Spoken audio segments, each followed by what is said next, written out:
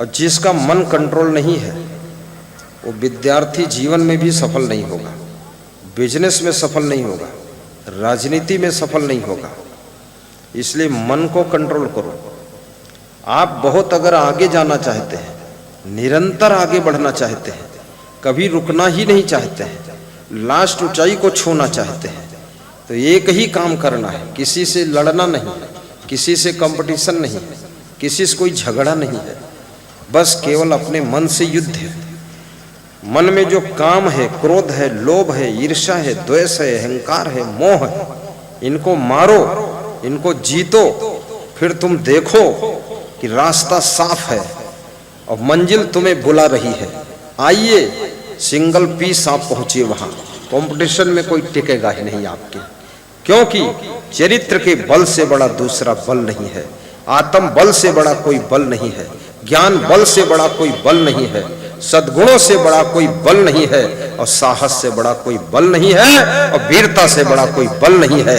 अगर ये सद्गुण और सदाचार का बल आ गया, आत्म बल आ गया, मनोबल आ गया, बुद्धि बल आ गया, ज्ञान बल आ गया, चरित्र बल आ गया, तो तुमको कोई पछाड़ने वाला संसार में है ही नहीं, क्योंकि ये बल सबके पास होते ही नहीं। बोलिए सतगुरुदेव भगवान की जय। आप किसी भी लाइन में हैं, किसी से कोई झंझट ही नहीं, कुछ भी नहीं, मुड़कर मत देखो किसी की तरफ। कोई गाली दे, सुन लिया, मुस्कुरा दिया। आप बस केवल यही काम एक करो, मन को जीतो, इंद्रियों को जीतो, अपने कार्य में लगे रहो। लाखों कोस पीछे छूट जाएंगे वो लफंगे जो तुम्हारी निंदा करते थे, वो झंझावात करने वाले हजारों किलोमीटर पीछे रह जाएंगे। तुमको पता भी नहीं चलेगा कितना पीछे छूट गए हैं, और उनको पता चलेगा वो कितना आगे निकल गया है। याद रखना, केवल मन को जीतना है, कुछ भी झंझट नहीं है। जब वैज्ञानिक अपने मन को बस में करता है तो दुनिया के लिए कोई नई चीज़ का रिसर्च करके दे देता है, जिसका नाम मोबाइल है, जिसका नाम माइक है, जिसका नाम कैमरा है, जिसका नाम एरोप्लेन है। ये रिसर्च है। मन को बस में किए बिना रिसर्च नहीं हो सकता है। जब एक नेता मन को बस में करता है तो देश का अद्भुत विकास करता है, क्योंकि मन के अंदर लोभ आता है। नेता जब लोभ में फंस जाता है, घोटालेबाजी करता है, कहीं सड़क का पैसा खाता, कहीं पुल पुलिया का पैसा खाता है, कहीं चारा का पैसा खाता है, कहीं गाय भैंस का पैसा खाता है। चलो अच्छा हुआ जो गाय भैंस नहीं खा गया, उसको भी खा जाएगा, है मामला कठिन। और लेटरिनों का पैसा खा जाता है, बड़ा धन्यवाद है, कम से कम लेटरिन नहीं खाया सबकी, लेटरिन पैसा ही खाया है। हाँ, लेटरिन का पैसा खा गया। अब ये सब जो खा रहा है, क्रेडिट खराब हो रहा है, मनोबल गिर रहा है, अंदर भय भर रहा है, घबराहट हो रही है, डर लग रहा है, कभी जांच हो गई, पुरानी फाइलें खुल गई, कोई मुड़चिर्रा आ गया और फंसा दिया, तो पद भी जाएगा, धन भी जाएगा, इज्जत भी जाएगी, क्रेडिट भी जाएगी। फिर बनने वाले थे प्रधानमंत्री और बनेंगे गांव के प्रधान भी नहीं, फिर सबके नजरों में गिर गए। याद रखना, पैसे से भी ज्यादा कीमती सबके दिलों में स्थान पैदा करना होता है। दुनिया की हर चीज से ज्यादा कीमती चीज है सबके दिलों के ऊपर कब्जा करना। किसी के घर पे कब्जा करना बड़ी साधारण बात है, किसी जमीन पर कब्जा करना साधारण बात है, लेकिन लोगों के दिलों में स्थान बना लेना ये बहुत बड़ी बात है। और जिसने दिल में स्थान बना लिया, अब उसके लिए रास्ता साफ हो गया। बोलिए सदगुरु भगवान की जय। अपने पत्नी के दिल में भी स्थान बनाइए, माँ के दिल में जगह बनाइए, बाप के दिल में जगह बनाइए। कितने माँ बाप कहते हैं तुम मेरे लड़के जरूर हो, लेकिन हमारे दिल से तुम निकल गए हो। कुछ माँ बाप कहते हैं है तो हमारे लड़का, लेकिन हमारे नजर में गिर गवाई, अब हमारे दिल में इके प्रति तन को प्रेम नहीं। क्यों कहते हैं ऐसा? क्योंकि तुम्हारे कर्म आचरण ठीक नहीं। ऐसी बेटी बनो जब मायके से विदा हो जाओ, ससुराल जाओ, तुम्हारी माँ हर शाम को तुमको याद करके कमरे में चुपके से 2 आंसू गिरा कर पूछ ले कि बेटी क्या थी, देवी थी। लेकिन अगर ऐसी बेटी बन गई, मायके में रह करके माँ को टेंशन दे रही हो, पिता को टेंशन दे रही हो, भाभी से लड़ाई कर रही हो, भाई से क्रोध कर रही हो, मनमानी कर रही हो, गांव भर में डौंडियात घूम रही हो, बौड़मबाजी कर रही हो, ऐसे बार खोल घूमते हो जैसे लगत डाइन आई लंका से।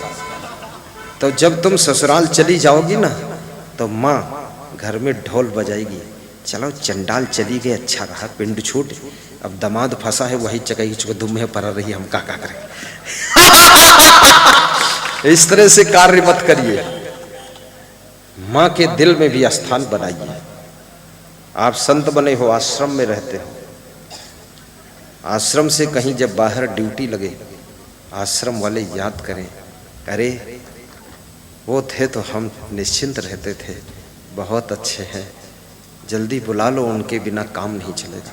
तुम्हारा गुरु याद करे तुमको कि तुम्हारे बिना ठीक नहीं रहेगा, और तुम्हारा गुरु यदि ये चाहने लग जाए कि ये चला जाए 2-4 महीने के लिए, कहूँ ना तो हरिद्वार ही घूम आवे, और ना हरिद्वार में जाए तो कहूँ हिमालय में जाए बैठे जाइए, यहीं से हटे, वो बेवकूफ़ आदमी हैरान करे है, तसला भर भात खाते है और दिन भर स्वागत है, और जहाँ देखो तहाँ गप्पा मारत है, और भारो समूह फैलावत खड़ा लबरा कहीं का, और समझाओ तो गुस्सा करते। तो गुरु भी उसको याद नहीं करेगा, गुरु भी सोचता इससे पिंड छूट जाए। गुरु कमरम बैठे के जब ध्यान करी तो ध्यानम भगवान से यह मांगत है कि यू रावण जो हमरे घर आएगा वह आश्रम में है, ये की पिंड छोड़ाओ, हे भगवान ये कर ले जाओ, कहूँ या तो हमें एक दूरी करो इससे, क्योंकि रिश्ता बनने के बाद तुम फंस जाते हो, सब फंस जाते हैं। अगर किसी को गुरु ने शिष्य बना लिया तो गुरु फंस गया, अब वो सबसे कहत घूमत हम उनके चला ना, और बोर्डो में ही छोड़त ने, बदनामी तुम्हारे करवाते। तुम्हारा बेटा बनेगा, सबसे कहा था हमारे बाप तो लल्लू राम है, और अपना बना उल्लू राम, तो सब कहा थे भाई लल्लू की लड़का उल्लू कैसे पैदा हुआ। और तुम बताओ तो कि हम मुख्यमंत्री की लड़का है ना, और बने मूर्ख हो, तो ये सब बदनामी होती है। इसलिए रिश्ता जोड़ना भी बहुत खतरनाक काम है, सोच समझ कर रिश्ता जोड़ना चाहिए। समधी भी सोच समझ कर बनाओ, और समधी बनने के बाद थोड़ा समता भी रखो, सहनशीलता भी रखो। दामाद बनो गम खाना भी सीखो, और पत्नी बनी हो तो थोड़ा सहना भी सीखो, बहुत तिरपट मत रहो। ससुराल में जाओ झुक कर चलो, और पत्नी आई है थोड़ा उसकी भी मानो, बहुत सन्न फन्न मत करो, क्योंकि रिश्ता निभा लेना ही बहादुरी है। और रिश्ता बीच में तोड़ ताड़ करके लड़ाई करना, मुकदमेबाजी करना, कोर्ट केस करना, ये तो बहुत आसान ही मूर्खों का काम है। कितनी ही गम खाना पड़े गम खा लो, लेकिन जो आपकी पत्नी है उसको निभा लो, उस पति के साथ निभने वाला स्वभाव बनाओ, उस समधी के साथ में तालमेल बिठाओ, ऐंठ मत रखो। कितने लोग समधी बन जाते हैं तो ऐसा ऐंठते हैं, सिरहाने वाली पार्टी पर उचक के बैठत है, और कहा थे जो 2 लाख उधार रहे दे दो, नहीं तो तुम्हारी लड़की पीट के भगा देवे। अरे 2 लाख की क्या बात है, रिश्तों के सामने क्या 2 लाख है। और कोई भी अगर दहेज दे भी देगा 2 लाख 10 लाख, उससे ज़िंदगी नहीं चलेगी आपकी। आपके अंदर अगर कला है, गुण है, योग्यता है, क्षमता है, बुद्धिमत्ता है, तो आप मिट्टी को सोना बना दोगे। लेकिन आपके अंदर अगर ये सब नहीं है तो आप सोना को भी मिट्टी कर डालोगे।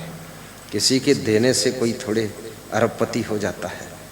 याद रखना, माँ बाप आपको संपत्ति दे न दे, लेकिन माँ बाप का तुमको प्रेम मिले, आशीर्वाद मिले, ये संपत्ति से भी बड़ी संपत्ति है। माँ बाप खुश हैं तो समझ लो तुम पर भगवान भी खुश है और उसका आशीर्वाद मिल जाएगा। चिंता मत करो, आप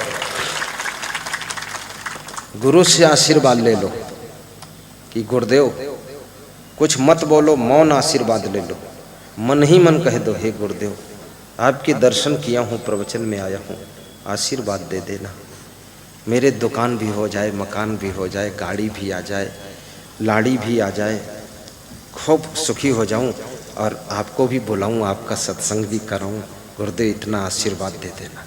चुप्पे से मांग लो, गुरु को पता ही न चले।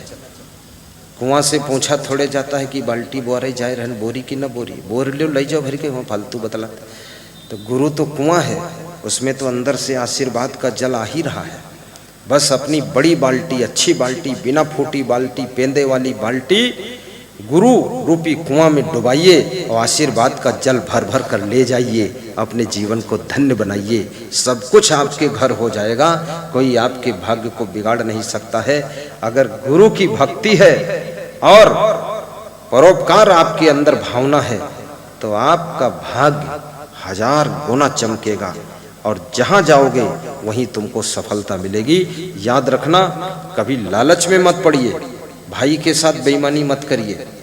अगर तुम्हारा भाई बेईमानी कर रहा है तो अपने भाग्य को बिगाड़ रहा है।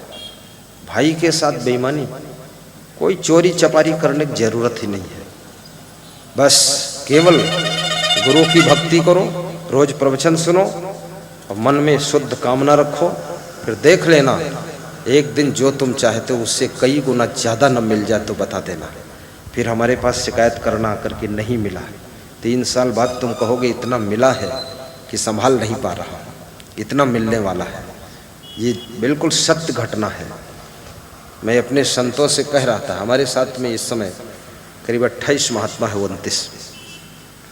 मैं कह रहा था कि प्रेम भक्तों का इतना बढ़ रहा है, इनको संभालना कठिन है।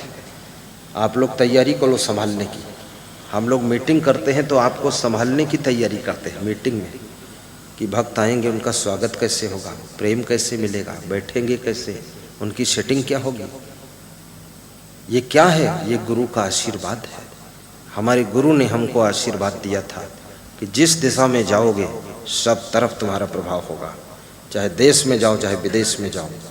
बस केवल वैराग्य और ब्रह्मचर्य, नियम और संयम, त्याग और तप कंप्लीट रखना। चारों दिशा जगीरी में, मन लगो मेरो यार फकीरी में, मन लगो मेरो यार फकीरी में। हाथ कमंडल बगल में सोटा, साथ में माइक और साथ में गाड़ी, चारों दिशा जगीरी में, मन लागो मेरो यार फकीरी में। दुनिया के लोग फकीरी का अर्थ नहीं जानते।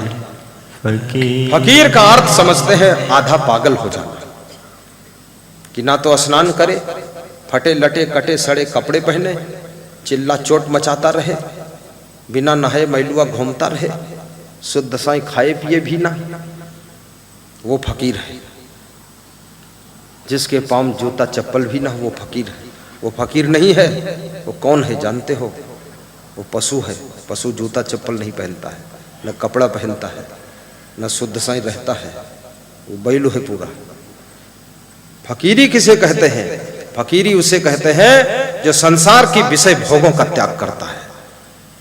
जिन विषय भोगों के लिए प्रधानमंत्री भी घुटने टेक देता है, जिन भोगों के लिए मुख्यमंत्री भी नाक रगड़ देता है, जिसके लिए राजा महाराजाओं ने सर कटा दिए अपने, उन समस्त भोगों को तृण के समान त्याग करके अपने आत्मा में जो संतुष्ट रहता है उसे फकीर कहा जाता है। उसे फकीर कहा जाता है। बोलिए सतगुरुदेव की जय। ये कमंगल बनना फकीरी नहीं है, कंजड़ बनना ये फकीरी नहीं है, मूर्खता हो सकती है। फकीर उसे कहते हैं जिसके पास में एक इलायची का भी नशे की आदत ना हो, चाय का भी नशा ना हो, चाय भी पीने के लिए उत्सुक ना हो। जो व्यक्ति सादा जीवन, सादा भोजन, उच्च विचार रखता हो, चमकता हुआ जिसका चरित्र हो, प्रचंड जिसका वैराग्य हो, शुद्ध जिसका ब्रह्मचर्य अखंड हो और जिसके अंदर भक्ति भरी हुई हो, पूरे देश विदेश के नर नारियों के ऊपर जिसकी करुणा बरसती हो, जो दूसरों के लिए अपनी जिंदगी को अर्पित कर चुका हो, सोए हुए समाज को जगाने का बीड़ा उठा लिया हो, उसको फकीर कहते हैं। जो सबकी फिक्र के फाका कर दे वो फकीर कहलाता है। जो विषय भोगों से उन्मुक्त हो जाए उसको फकीर कहा जाता है। जिस पर काम, क्रोध, लोभ, मोह, ईर्ष्या, द्वेष, अहंकार का प्रभाव न रह जाए, इनको सबको काट के छाट के अलग कर दे, उसको फकीर कहते हैं। वो फकीर नहीं है जो आधा नंगा घूमे, वो फकीर नहीं है जो भूखमरा घूमे, वो फकीर नहीं है जो पांव में कांटा चुभाए और टांग छोले घूमे। वो फकीर है जो शुद्ध जिंदगी जिए, जिसकी जिंदगी को देख करके दुनिया के लोग भी अपनी जिंदगी में रौनक लाने की कोशिश करें, उसको फकीर कहा जाता है। मैं गुजरात में गया था, सौराष्ट्र में, भावनगर जिले में, काठियावाड़ में। तो वहाँ एक आदमी ने कहा, रे आप इतनी दूर से आए, यूपी से, नेपाल बॉर्डर से, यहाँ एक पहुँचा हुआ संत रहता है समुद्र किनारे, आप दर्शन कर लो, मिल लो। तो हमने कहा देख लेते हैं कहाँ पहुँचा है, समुद्र तक तो पहुँच ही गया, आगे कहाँ पहुँचा। तो मैं गया, गर्मी का महीना, तो वहाँ उस समय मैं पैदल था, मैं था, एक संत और मेरे साथ था। वहाँ पहुँचा,